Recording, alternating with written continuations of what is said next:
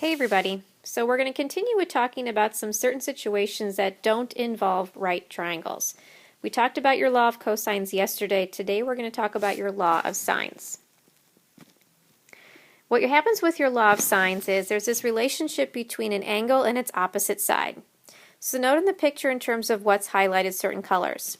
Angle A is opposite little a, angle B is opposite little b, and angle C is opposite little c. What happens with the law of sines is the ratio of the sine of the angle and its opposite side is the same for all three pairs. So the formula is down at the bottom. You've got sine of angle A over little a equals the ratio of sine of angle B over little b, also equals the ratio of sine of angle C over little c. The goal here with using your law of sines is actually using proportions. In order for you to make a proportion, you have to have two ratios. So as long as you have two ratios that you can fill out of the three, you can use that then to solve for your equations. So here's an example of how we can actually use the law of sines to help us find a side in a triangle that's not a right triangle.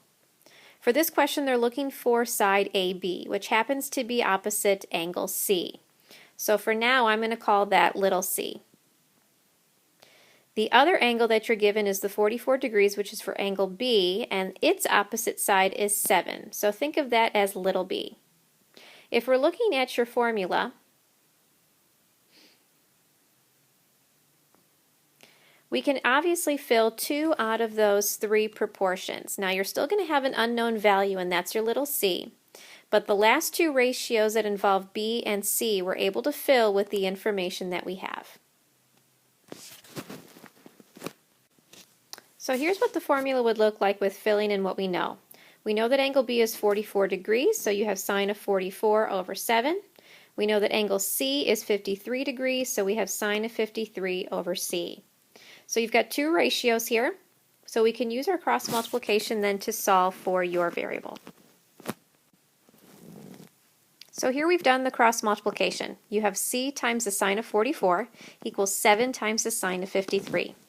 In order for solving for C, we need to isolate your variable, so we need to get rid of that sine of 44 by doing the opposite of your multiplication, which is dividing.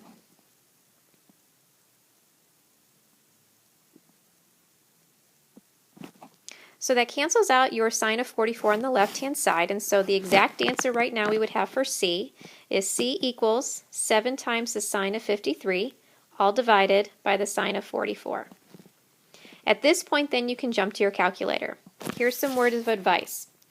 When typing this into your calculator, I would type in the numerator first. Type in 7 times the sine of 53 and hit enter to get a value. Then go ahead and divide by the sine of 44 afterwards.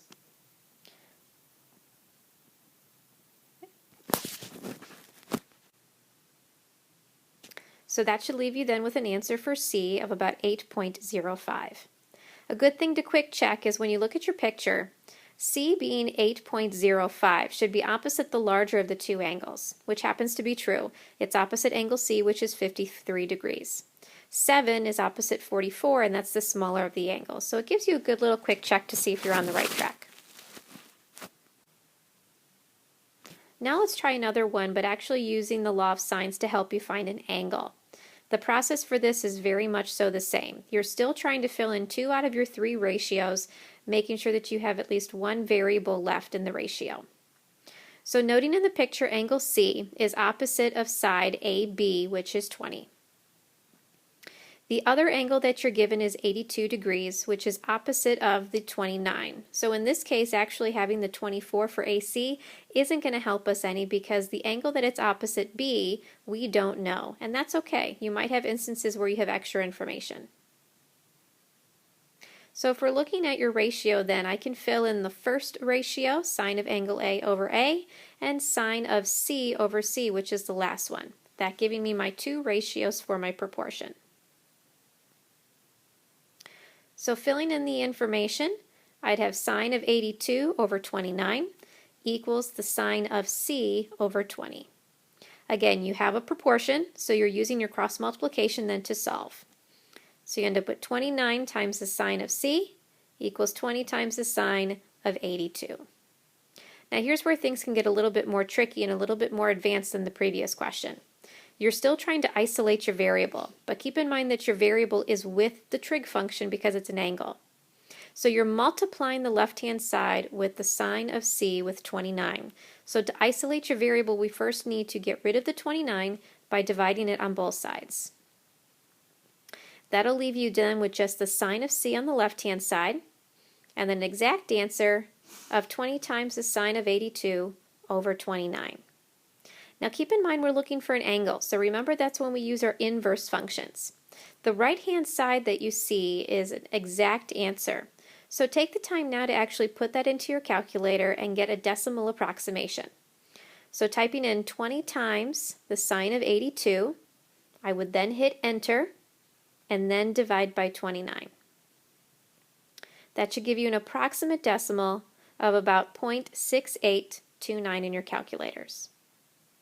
At that point, remember that's your ratio. So using your inverse function, you're going to do the inverse of sine with 0.6829 in your calculator, and that should give you about 43 degrees. And so basically that's it. You really are only going to be using this to help you find either a side or an angle, and the goal here is to always make a proportion with two ratios where one spot has the variable. It's basically the same process each time. Just make sure that you take your time, use your cross multiplication, and remember that when you're looking for an angle, you're using your inverse function. If you're using your sides, then you're just using the regular function. Good luck!